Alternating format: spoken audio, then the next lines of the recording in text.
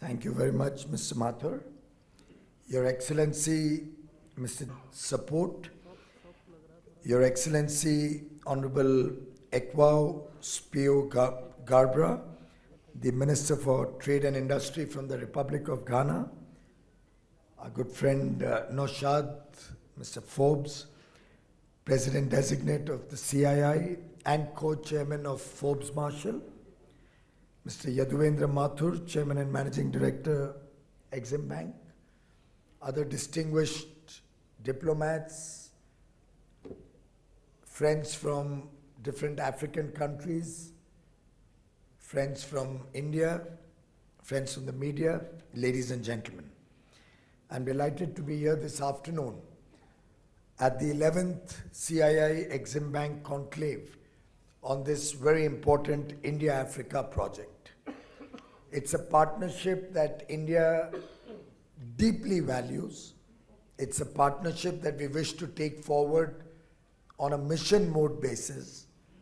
It's a partnership which the foundation of which has been strengthened after the Indo-Africa Summit in October last year, where over 48 heads of state out of the 54 African countries invited participated with great enthusiasm.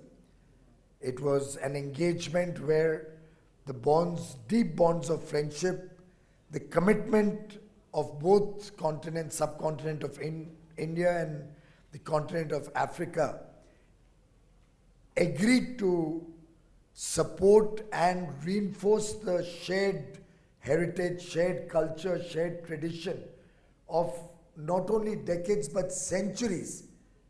And this partnership, to my mind, will define the evolving world order in the years to come.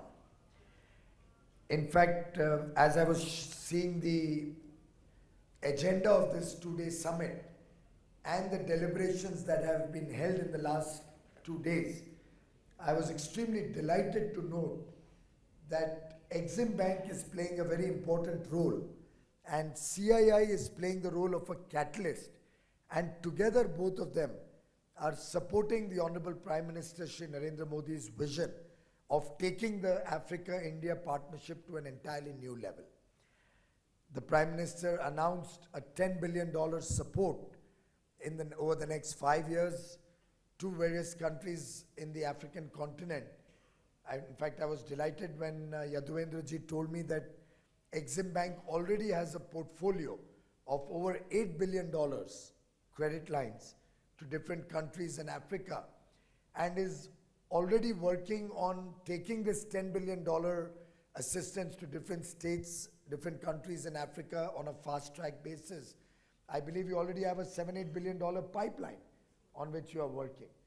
I do wish you Godspeed. I do wish different countries from Africa would work together with EXIM Bank to create a good project pipeline, develop good projects which will serve the emerging needs of the people of Africa and ensure that the benefits of development, benefits of growth, inclusive and equitable growth reach the people of Africa, which to my mind can only be the shared goal of not only African governments, Indian government, but of the world at large.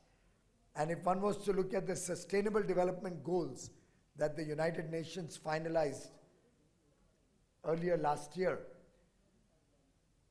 there can be absolutely no doubt that the world is conspiring to reach the goals of development, the outcomes of development to all the people of the world, particularly in the Asian and African continents.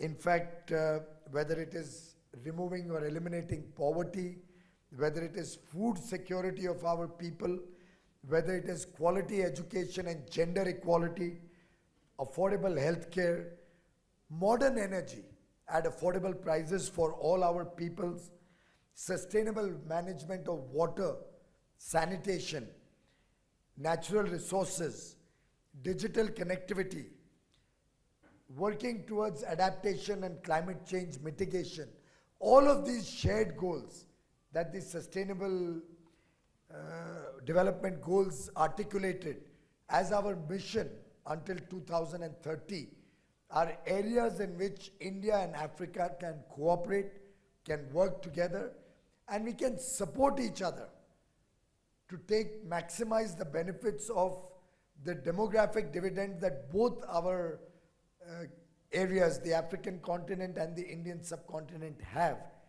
And if we work together, I have no doubt in my mind that instead of 2030, we can reach these goals much ahead of schedule, much ahead of time. After all, both of us share multi-ethnic and multi-religious traditions in our countries and understand the challenges of each other far better than any other part of the world. And in that sense, for us to be able to work in partnership with you and for you to support our own initiatives in India is a natural partnership. It's a partnership that does not need to be foisted on our people, but can evolve very naturally. In some sense, we both also share a very common heritage.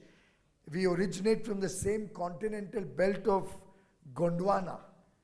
And in that sense, our ecology, our geography is very, very similar.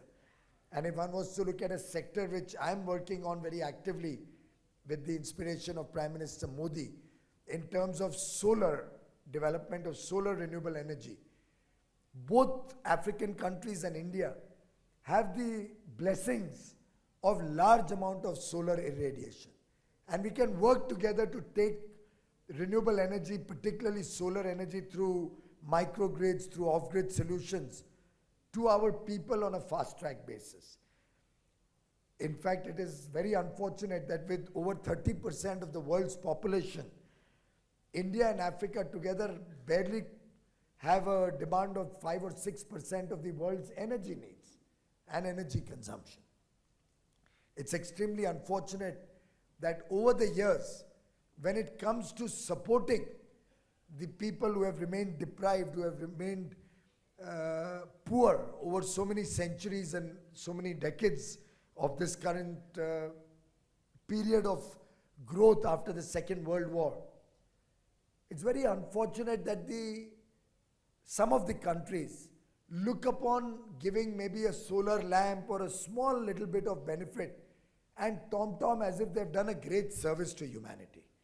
In fact, in my address to the United Nations at the latter half of 2014, I had flagged off this issue before the United Nations Assembly or before the countries from around the world who were working towards sustainable energy for all, that when you are providing maybe a solar lamp with a mobile charging socket to a household in Africa and trying to claim that you have electrified the person's home or provided him access to energy or connected him to the world, I think we are being grossly unfair.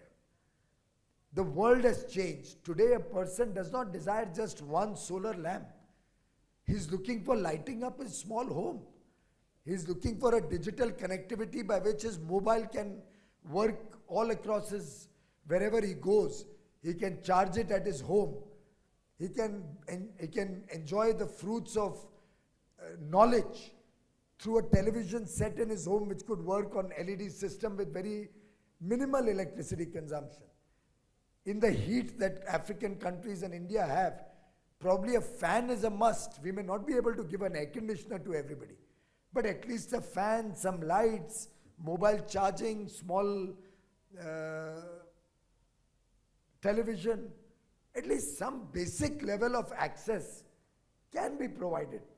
And I would urge you, Yaduvendra-ji, wherever we are working in partnership with the African countries and the African governments, wherever we are involved in trying to take transmission, distribution, renewable energy, microgrids, let us not calculate, let us not be satisfied with very minimal access or minimal needs of the people being met. Let us try and give a quality life to the people whom we are trying to support. Just like Prime Minister Modi stands committed to provide a good home with electricity, with a road on reaching up to the person's home, a toilet in his home, quality education and healthcare in the vicinity of each person's home before 2022, which is our 75th year of independence. Let us work in partnership with the African countries and their governments to see how we can fast track these basic minimal needs of the people of African countries and work in the spirit of a shared glorious future for all the people of Africa and all the people of India. I have no doubt in my mind that energy will be the key to meeting these sustainable development goals that the United Nations has finalized. And modern technology and economies of scale, which we are deploying in India in large measure, can help us transform the lives of the people of Africa much faster than 2030. Let us work together. Let us look at structural changes which can give us long-term benefits rather than some quick fix solutions. Let's work introducing transparency, efficiency, and effectiveness in implementing all the programs that we work on together. Let's see how we can build on each other's strengths. Can we cooperate in trade? Can we cooperate in technology? We could cooperate in capacity building and skill development. There are several various areas of engagement, different tools by which, when we work together, I have no doubt in my mind that the future of this 30% of the world's population in our respective areas can only be brighter, electrified with energy, glorified with access to good quality education and healthcare, leading to a more satisfied life, leading to a more happy life, happy existence for the people of both African countries and India. In fact, the International Solar Alliance that Prime Minister Modi launched on the sidelines of COP21 in Paris has as its objective the transformation of the renewable energy sector, particularly the solar sector, in our countries, where we can support each other to take the benefits of the sun's benevolence to our people, to the future of our people. I do hope the message from this joint CII-EXIM Bank Conclave will go to all the African nations to also quickly sign up and participate in the International Solar Alliance. I hope you will take the message to your countries and ask your governments to join the International Solar Alliance, headquartered in New Delhi, so that we can fast track our efforts to reach these projects to your countries. Maybe EXIM Bank can play a role to explain the benefits of the ISA to different countries and give us special support to those countries which join into the ISA through our lines of credit to take solar energy to these countries. In conclusion, I'll use an ancient African proverb to demonstrate and for all of us to reflect on our partnership. If you want to go fast, go alone. If you want to go far, go together. It's an African proverb that I think summarizes and very aptly defines the relationship between the African continent, the countries of Africa, the people of Africa, and the people of India. I thank all of you for your participation in this conference. I thank all of you for coming to India, for sharing with us your thoughts, your ideas, your concerns, all of which will be flagged off by CII and EXIM Bank to the government, taking on board those concerns, those suggestions, those ideas. Let us work together to make this relationship the defining relationship of the 21st century. Thank you very much. And now, ladies and gentlemen, may I invite Minister of Trade and Industry, Republic of Ghana, to give his special address. Excellencies, colleague ministers, distinguished ladies and gentlemen, after such an eloquent and passionate speech from our Indian hosts.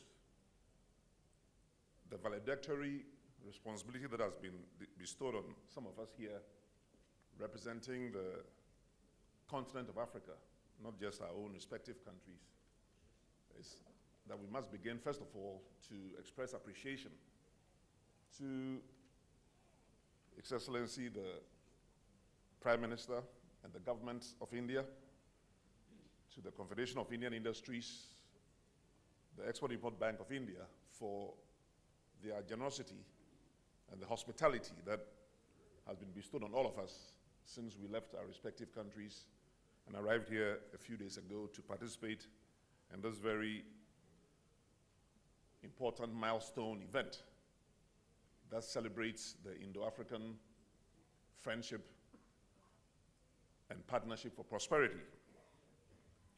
I must also, on behalf of my own president and Excellency the Vice President of Ghana, who was here earlier at the opening ceremony, also extend our own special thanks on behalf of the people of Ghana and the business community of Ghana for this hospitality.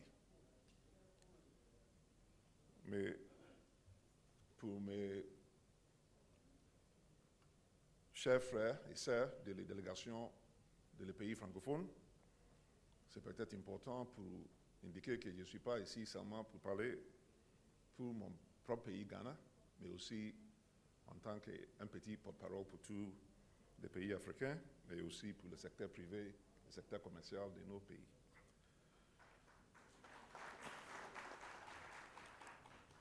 Your Excellencies, the forum we've just engaged in has given us a broad panoply of the potential and the possibilities for increased, improved, and intensified collaboration between our respective governments, our respective private sector institutions, our private sector actors, operators, and entrepreneurs, and from the African region, and from the country of India.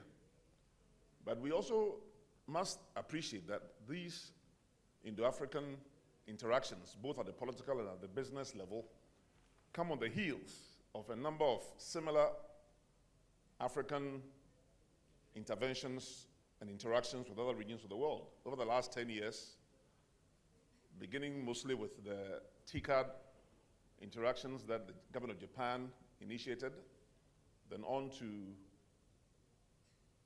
European African summits, China African summits, Turkish African summits, Brazilian African summits, USA African summits. The continent of Africa is increasingly being invited to interact with other regions of the world to examine opportunities for investment, for trade, and for improved collaboration and partnerships. So the efforts of the people of India, the government of India, and the meetings that have been held under the auspices of the CII and EXIM Bank, and of course before that in October when our heads of state came here to interact with the Indian government and business community, are part of a global exercise in which the African continent, which for some 20 or 30 years was not sufficiently recognized as a region for growth and business partnerships, has now become appreciated by virtue of the investment that African governments themselves have made in good governance, improvements in our democratization practices, the work that has been done in establishing stable political, policy, and regulatory institutions and environments, and of course, the entrepreneurship and the initiative that our respective business and industry associations and entrepreneurs have demonstrated in making Africa one of the fastest growing regions of the world, and for many years in the last decade, often the fastest growing region of the world, where often between 5 to 7 of the fastest growing countries in the world come from our region. But we are not able to take as much advantage of all the skill sets and all the knowledge we have, or even our natural resources, as we should. If I use my own country of Ghana as an example, in the 1960s, we had more than 300 state-owned enterprises which manufactured everything from television sets and refrigerators and shoes and clothes. We lost that opportunity in 1966. And as some of you know from the history of Ghana, the Central Intelligence Agency of the United States often takes credit for overthrowing our first president, Dr. Kwame. Very, very good suggestions. The concept or the suggestion to take forward the Indo-African partnership with a more dedicated relationship using the African Union's good offices and other agencies working in Africa and India is a very good idea.